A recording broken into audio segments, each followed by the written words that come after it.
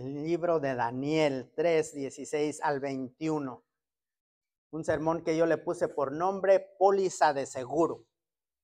Está raro el nombre, pero a mí también se me hizo difícil de comprender. ¿Qué tiene que ver una cosa con la otra, verdad? Pero ahorita vamos a descubrir qué pasó ahí. Póliza de seguro, del libro de Daniel 3, 16 al 21. Dice que una mujer tuvo una pelea legal con una aseguradora, una compañía de seguros. Esto es real. En el 2018, un caso ganó notoriedad pública cuando se reveló que una mujer con cáncer de ovario llamada Laura se vio obligada a pelear una batalla legal en contra de su aseguradora.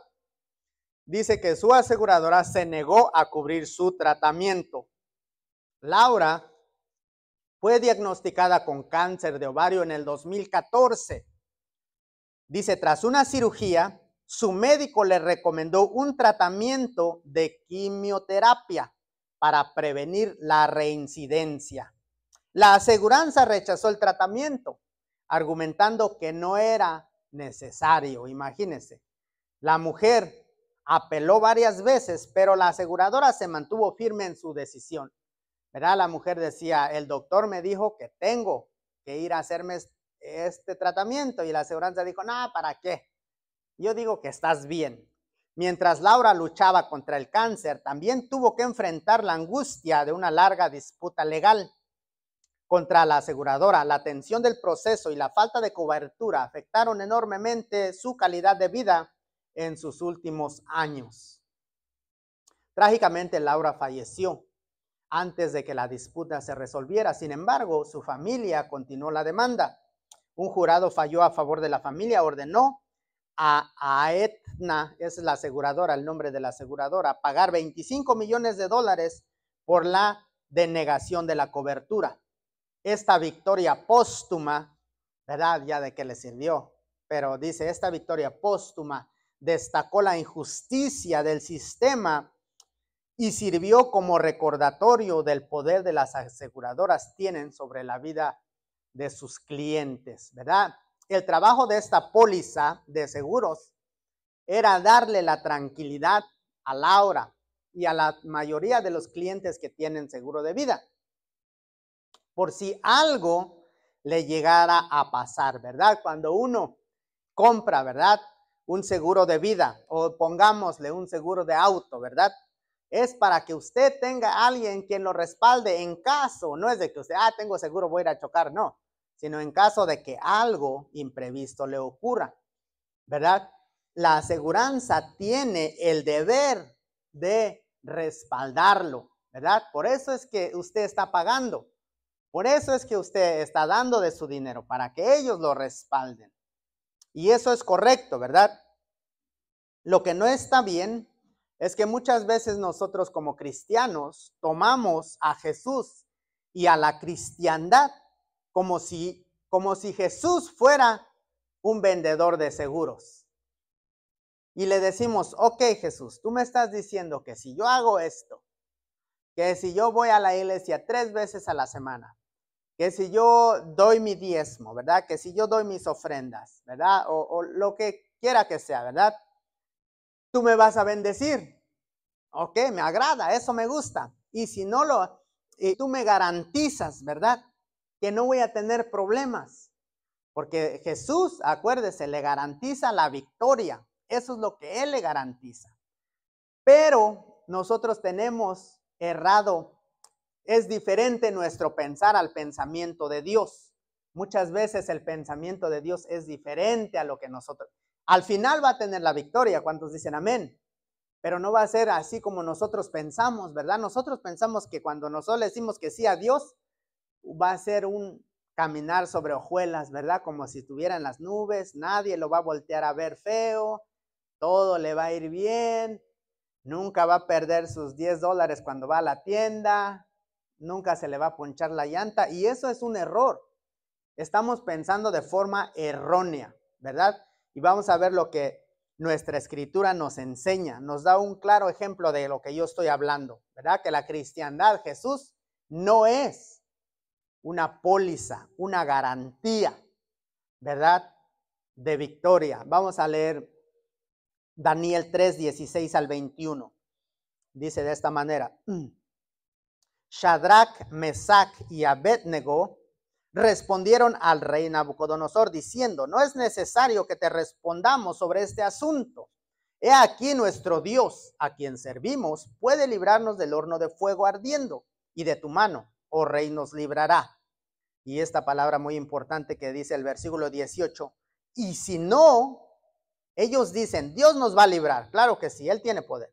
Pero si no, sepa, oh rey, que no serviremos a tus dioses, ni tampoco adoraremos la estatua que has levantado. Entonces Nabucodonosor se llenó de ira y se demudó el aspecto de su rostro contra Shadrach, Mesach y Abednego, y ordenó que el horno se calentase 7 veces más de lo acostumbrado, como si ya caliente no fuera suficiente, ¿verdad?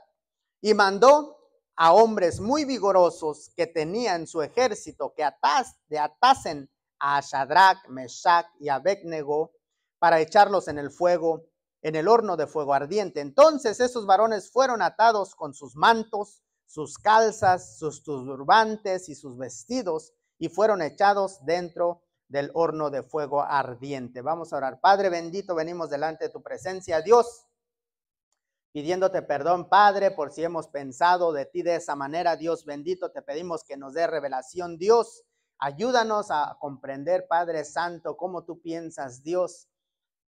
Ayúdanos, Padre Santo, Dios, a desechar nuestros propios pensamientos, Padre bendito, que van en contra de tu voluntad, Dios. Ayúdanos a servirte en el nombre poderoso de Jesús. Amén y amén. Quiero hablar primeramente acerca de estos 3 jóvenes, ¿verdad? Shadrach, Mesach y Abednego. Muchas veces nosotros pensamos que la vida es injusta. Y en parte es verdad. La vida aquí, este mundo, no es todo de color de rosa. Pero no es culpa ni de nosotros ni de Dios, es culpa del mal. Imagínense estos 3 jóvenes, que en realidad eran 4, ¿verdad? Junto con Daniel. Imagínate su vida de estos jóvenes, ¿verdad? Cómo había sido hasta ese momento su vida, hasta el momento que están parados y los amarran, ¿verdad? Con todo y sus turbantes, sus chanclas, todo lo amarraron y va para adentro del horno de fuego. Cuando usted se imagina esa imagen, es triste, ¿verdad? Pero imagínese estos jóvenes, ¿verdad? Estos 3 jóvenes hebreos. Ellos nacieron en la realeza de Israel. Eran príncipes. No eran cualquier persona. Estos eran del 1%, dicen aquí, ¿verdad? De los millonarios. Su nación era próspera. Ellos eran los hijos de los reyes, ¿verdad? Lo tenían todo. No les hacía falta nada a ellos, a estos 3 jóvenes, ¿verdad? No tuvieron hambre. Todo lo que ellos deseaban lo tenían, ¿verdad? Tenían sirvientes, tenían palacios, todo el dinero que quisieran. Esta es la vida de estos hombres, ¿verdad? Imagínate nuestros tiempos modernos. El barón Trump, ¿verdad? Con 19 años dice que su fortuna es de 150 millones de dólares. Así eran estos 3, ¿verdad? ¿Quién de nosotros a los 19 años tenía 150, ni siquiera con 40, ni con 100 años vamos a tener eso? Pero este joven, ¿verdad? Un príncipe, se puede decir, ¿verdad? Así eran estos muchachos de nuestra historia. Eran unas personas que las personas lo veían como intocables. Eran estos hombres, ¿verdad? Sus nombres eran Ananías, Misael y Azarías. Estos jóvenes fueron llevados cautivos a Babilonia, junto con muchas otras personas, ¿verdad? Todo el pueblo, toda la nación fue cautiva, ¿verdad? Pero no se mencionan sus nombres, se mencionan los nombres de estos 3 jóvenes. Daniel 1:3 dice, ¿verdad? Dijo el rey, ¿verdad? El rey es Nabucodonosor, rey de Babilonia. Le dijo a este hombre que se llama Aspenaz, jefe de los eunucos, o sea, uno de sus trabajadores, que trajese de los hijos de Israel del linaje real de los príncipes, muchachos en quienes no hubiera tacha alguna de buen parecer. Cuando Nabucodonosor derrotó a Judá, la invadió, mató a todos los guerreros, obviamente, y dejó a unos cuantos que cuidaran la tierra, ¿verdad? Que la cultivaran, y ellos mismos comían de ahí y les cobraban un impuesto, ¿verdad? Pero dejó a las personas, a los que no tenían valor, a los que eran homeless, a las personas, uno que otro esclavo, la peor gente dejó ahí y se llevó, ¿verdad? Las demás personas las asesinó, los que estaban más o menos fuertes se los llevó de esclavos, y a estos jóvenes, ¿verdad?, de la realeza, bien parecidos, apuestos, se los trajo también con él, ¿verdad? Dice los comentaristas que estos jóvenes para este tiempo de que fueron llevados cautivos tenían entre 15 y 18 años. Estos jóvenes habían vivido una vida bendecida, ¿verdad? Porque cuando no te hace falta nada y eres un príncipe, es fácil, ¿verdad?, decir gloria a Dios, Dios es bueno, porque eran los judíos, ¿verdad? Alababan a Dios, alababan al mismo Dios que usted y yo alabamos, ¿verdad? No eran los paganos, no eran otros pueblos de alrededor que tenían 20,000 dioses, ¿verdad?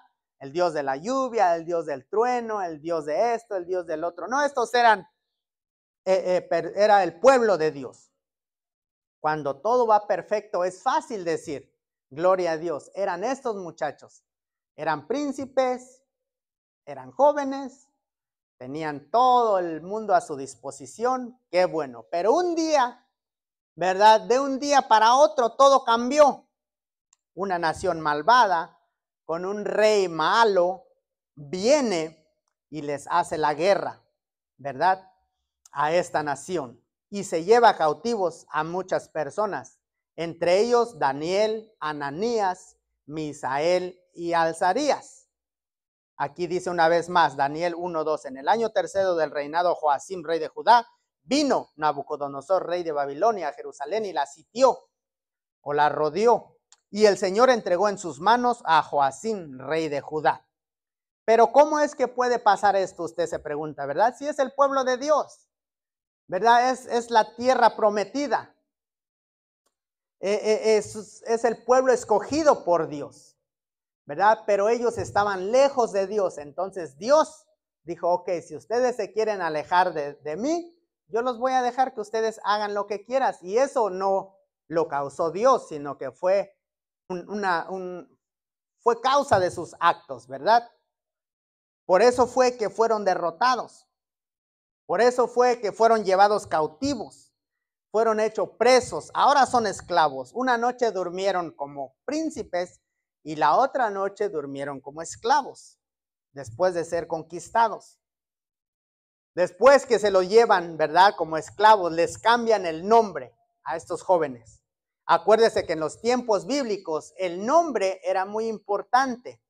El nombre era su identidad, lo que tú eras. Cuando tú te presentabas, tú decías, hola, mi nombre es fulano de tal. Y con eso ya se sabía quién eras, de quién estabas hablando, ¿verdad? No era como hoy, ¿verdad? Que hoy mi nombre es Kevin, que hasta ahora ya le sacaron, ¿verdad? Ya dicen, si te llamas Kevin, seguramente andas en malos pasos. Pero no es cierto. Bueno, pero en ese entonces los nombres tenían gran peso. Mire, cuando Dios trataba con alguien, también les cambiaba el nombre. O sea, también los transformaba. No podía ser una persona diferente siguiendo con el mismo nombre, siguiéndose llamando igual, ¿verdad? Saulo, acuérdese, Saulo de Tarso, después de que se encontró con Jesús, fue transformado. Imagínese, él odiaba a los cristianos, él mataba cristianos en su tiempo libre, ¿verdad? Por diversión. Él era un asesino, él no podía soportar a un cristiano, ¿verdad? Ni siquiera le decía cristiano, decía los de ese camino, los despreciaba tanto. Después que Dios se encuentra con él, este hombre dio su vida por el evangelio. Entonces Dios lo transformó su corazón, pero también le cambió el nombre. ahora es Pablo, ¿verdad?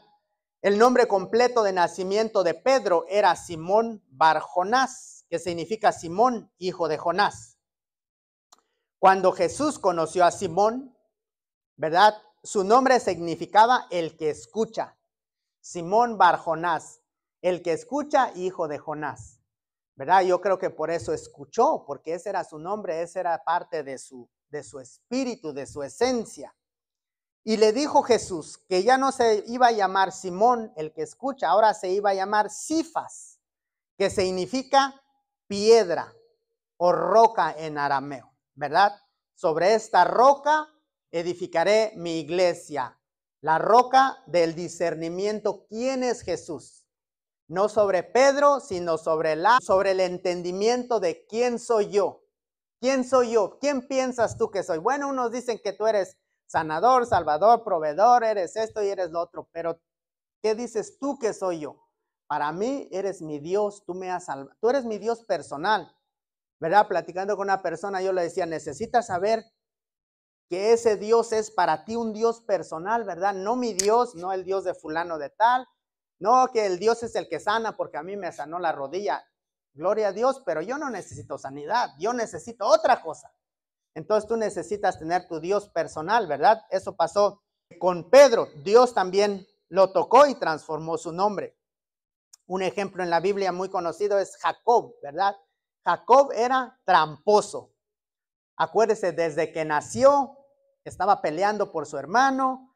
Su hermano le vendió la primogenitura, pero él también se la cambió, le hizo trampa, ¿verdad? Hola, mi nombre es el tramposo, ¿verdad? Cuando usted se presenta, imagínese, no, vengo en el banco, ¿verdad?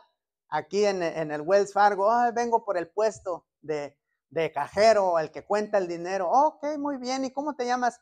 Soy el ratón, soy el ratero. Lo te iban a decir, pero ese era su nombre de Jacob, pero era un tramposo de verdad, porque los nombres eran su ser, su esencia en los tiempos bíblicos, ¿verdad? Cuando se encuentra con Jesús, con Dios, le cambia el nombre a Israel, el que luchó con Dios y prevaleció.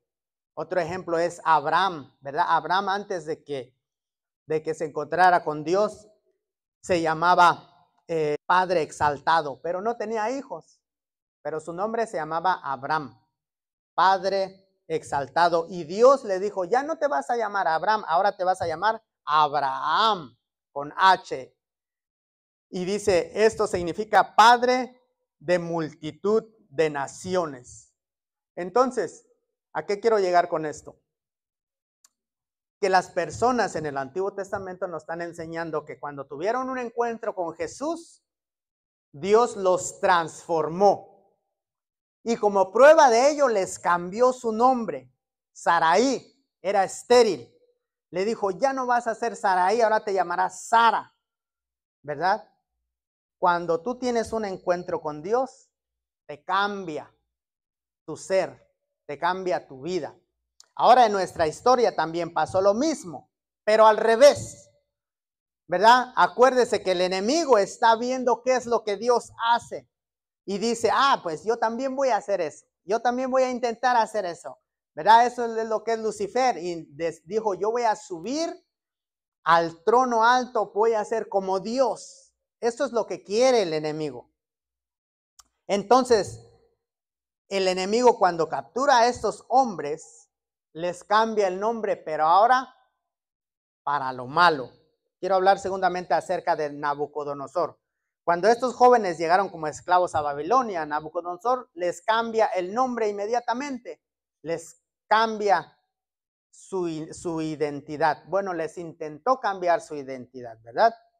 Los nombres hebreos originales, Sadrach, los nombres originales, todos no sabemos los nombres de estos tres niños hebreos, ¿verdad? Shadrach, Meshach y Abednego, hay hasta canciones de eso. Pero los que aparecen aquí en el libro de Daniel eran Ananías, Misael y Azarías. Esos nombres no se conocen mucho, ni yo me los conocía cómo se llamaban, ¿verdad? Los otros, los que le puso Nabucodonosor, sí me los sé, pero los que les había puesto sus padres o Dios, no me lo sabía. Daniel, cuando fue también, le cambiaron su nombre, pero él fue el que escribió el libro de Daniel, o sea que él siempre dice yo Daniel, pero en sí, en Babilonia se le conocía a Daniel, que su nombre es Dios es mi juez, y Nabucodonosor le puso por nombre Belsasar, que quiere decir Bel protege su vida, ¿verdad? Este Dios era un Dios de los babilonios. Ananías quiere decir el Señor muestra su gracia, o Yahvé ha sido bondadoso, le pusieron Sadrach, que quiere decir bajo el mando de Acú, que Acú era el dios luna. Misael, que significa ¿quién es como Dios? Le pusieron Mesac, ¿quién es como Acú, el rey luna? Azarías, que significa Yahweh me ha ayudado o Dios mi ayudador. Le pusieron Abed-Negó, que quiere decir siervo de Abed-Negó o siervo de Nabú, Dios del aprendizaje y de las escrituras. Entonces, cuando el enemigo viene a su vida, también le quiere cambiar su identidad. No, muchas veces uno piensa, ¿verdad? Y eso desafortunadamente nosotros lo hemos visto con el tiempo, ¿verdad? Dice, yo soy Manuel como yo, ¿verdad? Yo sirvo a Dios, estoy aquí. Y después, ¿verdad? En un tiempo las personas se alejan de la iglesia por cualquier cosa, ¿verdad? Cualquiera que tenga o no tenga razón, lo que sea, se alejan de la iglesia. Después usted se los encuentra y dicen, yo sigo siendo Manuel. Oh, pero ¿cómo has estado? Bien, y te empiezan a hablar y luego te empiezas a dar cuenta que están un poquito torcidos, ya no son la misma persona. El enemigo ya les cambió, dicen que se llaman igual, pero no son la misma persona. Son completamente diferentes, dices. Y muchas veces los encuentras haciendo cosas que ellos decían que nunca, hasta se espantaban. Decían, yo nunca voy a hacer eso. Y cuando te los encuentres, ya ¿cómo estás? Y te acuerdas, no era ese que decía que quién sabe qué, que era pecado y que no sé qué. Porque así es el enemigo, así trabaja, ¿verdad? Aparentemente uno no se da cuenta, pero está a la vista de todas las demás personas. Entonces estos jóvenes principales del pueblo de Dios hubieran podido enojarse contra Dios. ¿Cuántos dicen amén? Ellos son reyes, son príncipes, perdón, tienen todo, bien parecidos, y al otro día son esclavos. Ellos se hubieran podido enojar, como muchos de nosotros hacemos, ¿verdad? Esto no es justo, Dios. Si yo fui a la iglesia una vez, ellos pudieran haber pensado de forma equivocada. Ellos hubieran podido pensar de Dios como si Dios fuera un vendedor de seguros o una aseguranza en contra de cualquier cosa que pudiera haber salido mal. Desafortunadamente es algo común en nuestros días. Como ya lo dije, si usted platica con personas, después de un corto tiempo usted empieza a darse cuenta dónde fue que supuestamente ellos, Jesús, les falló, ¿verdad? Es que yo oré por cierta persona y no sanó, al contrario, se fue, ¿verdad? Bueno, sí, así es la vida. No, pues ya no creo en Dios. Ya no puedo creer en Dios, porque esto pasó, ¿verdad? Yo pedí a Dios que me diera un hijo y tengo 20 hijas, o yo no sé, ¿verdad? Son cosas que usted se da cuenta y dices, ok, está bien, pero la vida es la vida. Muchas veces tú estudias para, ¿verdad? Lo que seas doctor y vienen a Estados Unidos y están ahí cortando el césped, ¿verdad? Yo tenía una compañía en Arizona y muchas veces teníamos personas y ellos se sentían más porque decían, no, me dijo una persona una vez, no, dice, pero es que yo sí estudié, me dijo. Y yo le dije, bueno, pues lo siento, pero aquí pues nos estás ayudando, así que agarra tu podadora y ponte a cortar el pasto, ¿verdad? Entonces yo creo que él ha de haber dicho, no es justo que esta persona, si no salió ni de la primaria, me esté mandando, ¿verdad?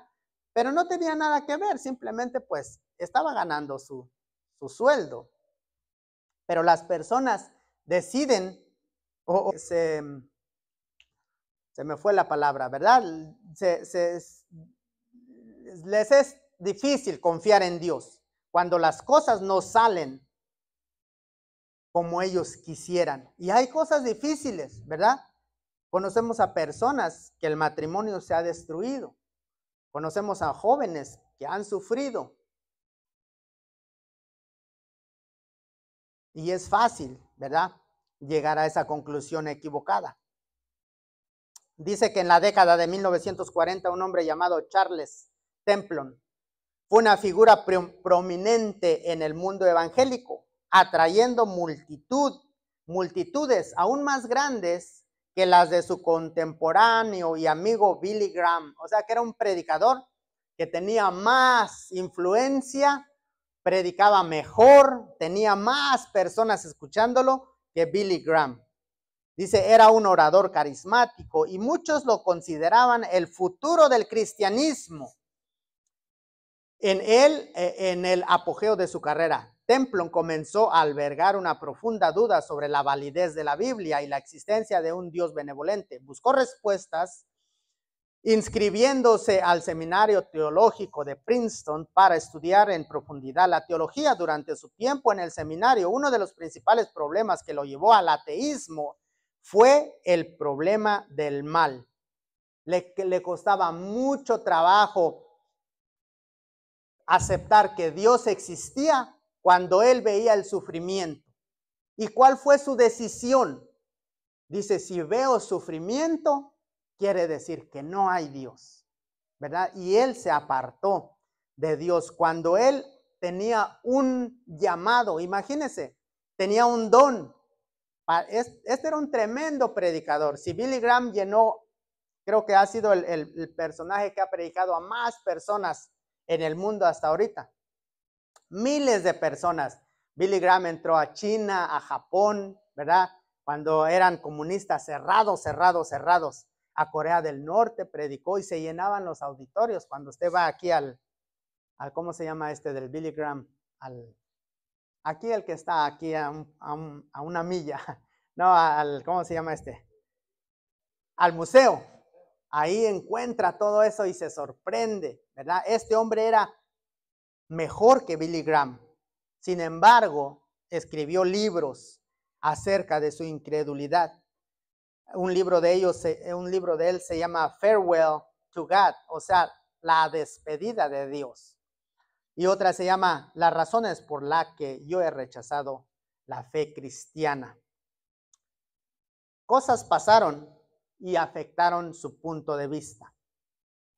Este hombre era un hombre con un gran don dado por Dios, pero decidió no creer. Entonces, ¿cuántos de nosotros hemos pasado por situaciones que no entendemos? ¿Verdad? Yo he pasado por muchas situaciones que digo, yo no sé por qué estoy pasando esto. Yo no hice nada, yo no me lo merezco, yo no fui. Pero que no entienda usted esa situación no significa que Jesús esté derrotado o que Jesús esté preocupado por esa situación, ¿verdad? Dios sigue siendo Dios, creamos en Él o no creamos en Él. Dios sigue siendo Dios. Entonces, ¿cómo piensa que se sentían estos tres jóvenes judíos de la realeza? Un día viviendo en el palacio y otro día amarrados como tamal para ser aventados vivos. Dice que los amarraron con su turbante, con sus, dice ahí menciona sus sandalias, quiere decir que ellos se presentaron así como usted va caminando en la calle y ahí, ¿verdad? Con su bolsa, ¿verdad? Su cartera, con todo lo que tenían lo amarraron y va para adentro. ¿Cómo cree que se sentían ellos? ¿Verdad? Porque la vida muchas veces no la entendemos. Quiero hablar por último acerca de alguien más. Alguien más. Las palabras de Shadrach, Mesach y Abednego son claves para usted y para mí en esta mañana. Ellos dijeron, esto no es justo. Lo que nos está pasando, nos van a quemar. No hicimos nada. La vida no es justa. Nosotros no hicimos nada para merecer esto. Esto no es lo que Jesús promete. se supone que cuando yo acepté a Cristo en mi corazón como mi único Señor y mi Salvador, la vida me estaría asegurada, ¿verdad? Y viendo ese horno ardiendo, no veo seguridad ahí. Versículo 16, Shadrach, Mesach y Abednego respondieron al rey Nabucodonosor diciendo, no es necesario que te respondamos sobre este asunto. He aquí nuestro Dios a quien servimos puede librarnos del horno de fuego ardiendo, y su mano y de tu mano, oh rey, nos librará. Y si no, sepa, oh rey, que no serviremos a tus dioses, ni tampoco adoraremos a la estatua que has levantado. En otras palabras, ellos sabían a quién habían creído. Ellos sabían que Dios era Dios, no importando las circunstancias, ¿verdad? Entonces nosotros en nuestra vida cristiana, Dios nos promete la vida eterna, sí, pero no nos promete, ¿verdad? Una vida fácil, ¿verdad? La fe, dijo alguien, la fe no hace tu vida más fácil, simplemente la hace posible, ¿verdad? Como sea que sea lo que el enemigo va a traer contra ti, tú vas a poder superarlo.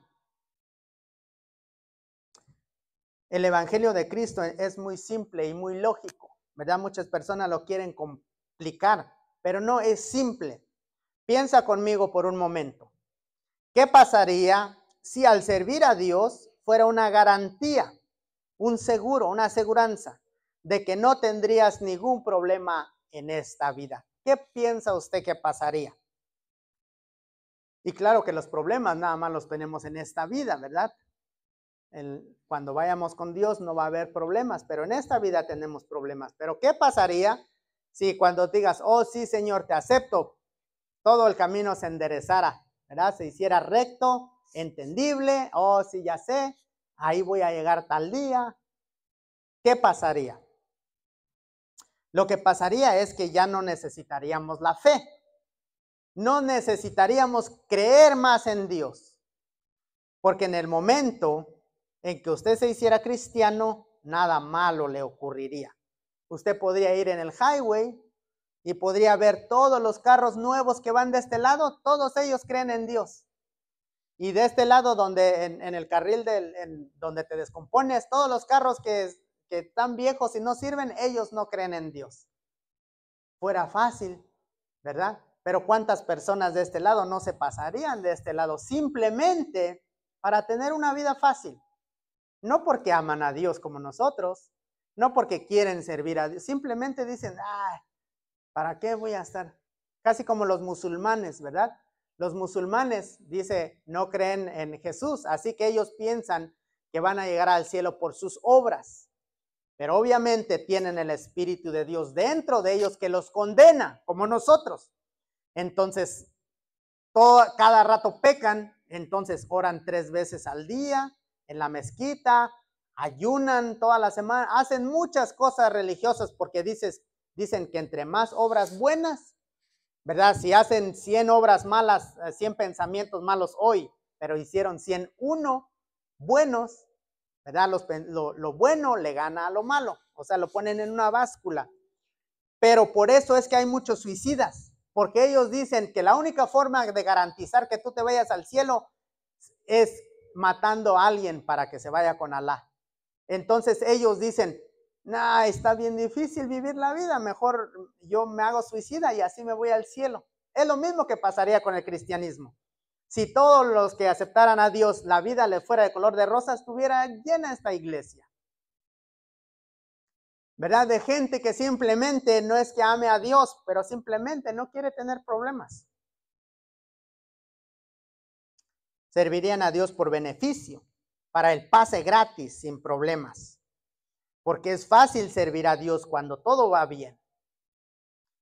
Pero cuando todo te está saliendo mal, cuando tú dices como estos 3 jóvenes, no sé qué va a hacer de mí, ¿verdad? No sé qué va a pasar mañana. Tú puedes decir como ellos dijeron, mi Dios me puede librar de este asunto, pero si no lo hace, de todos modos, yo lo voy a seguir amando, yo lo voy a seguir sirviendo, yo voy a estar con él. Esto es fe. Por eso es que estamos aquí, por la fe que tenemos en Jesús. No porque nos garantiza que nos va a ir de color de rosa. Versículo 19. Entonces Nabucodonosor se llenó de ira y se mudó el aspecto de su rostro contra Shadrach, Meshach y Abednego, y ordenó que el horno de fuego se calentase 7 veces más de lo acostumbrado, y mandó a hombres muy vigorosos que tenían su ejército que atasen a Shadrach, Meshach y Abednego para echarlos en el horno de fuego ardiendo. Entonces estos varones fueron atados con sus mantos, sus calzas, sus turbantes, sus vestidos, y fueron echados dentro del horno de fuego, ¿verdad? Cuando tú pones tu confianza en Jesús, aun cuando estás sintiendo lo calientito de las llamas, ¿verdad? Cuando tú estás viendo los problemas y cuando tú no ves salida y no sabes qué vas a hacer, ¿verdad? Cuando tienes la soga en el cuello, como decimos vulgarmente, ¿verdad? Ahí es cuando tú decides, ¿sabes qué? Mi Dios puede salvarme de todo esto. Mi Dios puede hacer lo que sea. Me puede hacer desaparecer, puede hacer caer fuego, ¿verdad? Lo que sea. Pero si no lo hace, voy a seguir creyendo en Dios.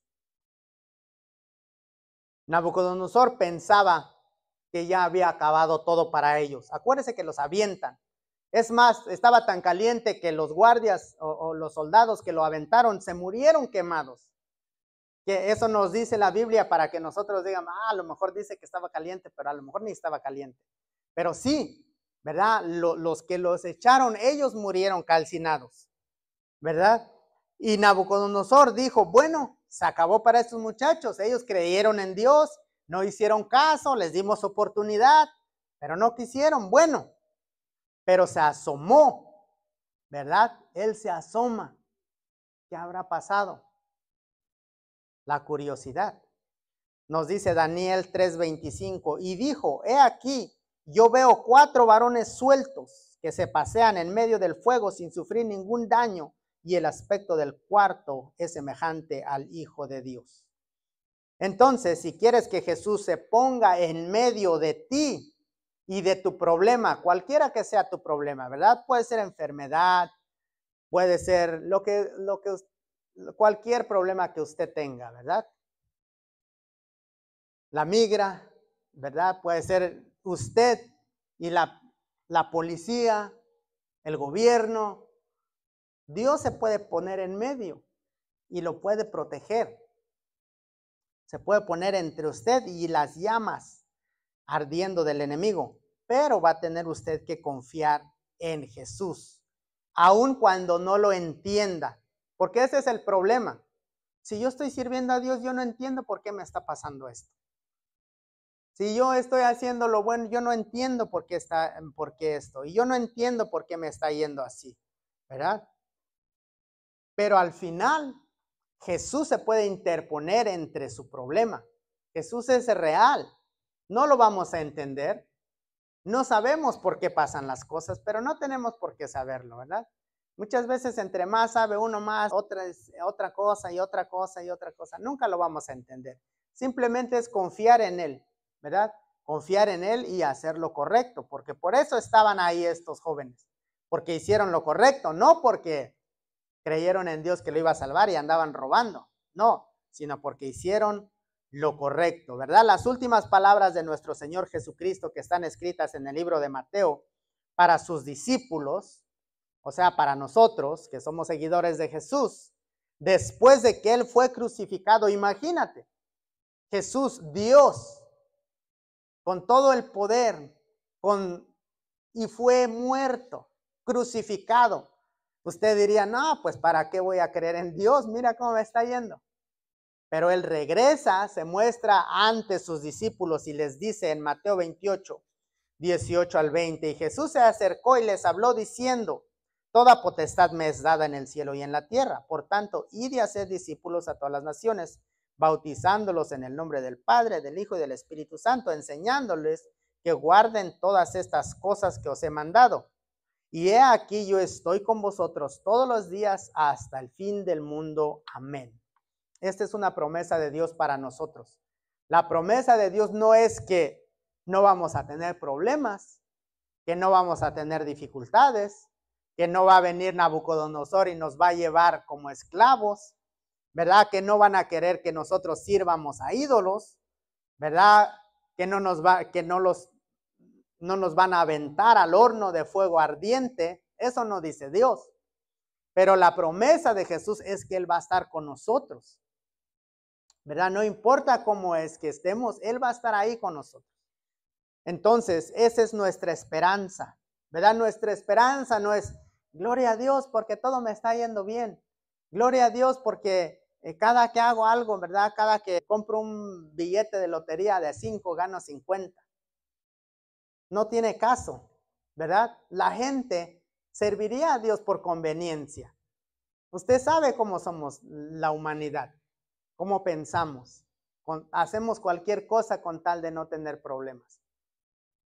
Pero nosotros servimos a Dios aunque tengamos problemas y aunque no los entiendamos. Aunque no los entienda. Es que está pasando esto. Yo tampoco sé por qué, hermano, pero Dios sí sabe, ¿verdad? Y es lo mejor que nos da. Dios sabe qué es lo mejor para nosotros en este momento. Nosotros sabemos qué es lo que queremos. Yo quiero esto, yo quiero lo otro. Pero Dios sabe qué es lo mejor para lo que nosotros necesitamos. Muchas veces necesitamos cosas para cambiar, que de otra manera no cambiaríamos jamás, ¿verdad? Pero Dios trae cosas, nos cambian, nos quiebran, lloramos, nos entregamos a Dios, ¿verdad? Confiamos en Dios y Él se hace real a nosotros, ¿verdad? Al último sacan a estos jóvenes, dice que ni siquiera olían a humo, imagínense, no les hizo nada, pero nunca desconfiaron de Dios en medio de sus problemas. Confiaron en Dios y Dios los liberó. Entonces, esa es la única esperanza que nosotros tenemos, confiar en Dios. ¿Por qué está pasando lo que está pasando? No sé. ¿Por qué, verdad? Nosotros hemos tenido muchas personas que han venido. Muchas. En este momento no están aquí, no han venido, qué sé yo. Yo no sé, yo no entiendo, ¿verdad? Pero nosotros vamos a seguir sirviendo a Dios y Él va a estar con nosotros hasta el fin del mundo, aún en el horno ardiente. Vamos a inclinar nuestros rostros esta mañana, vamos a cerrar nuestros ojos por respeto a Dios.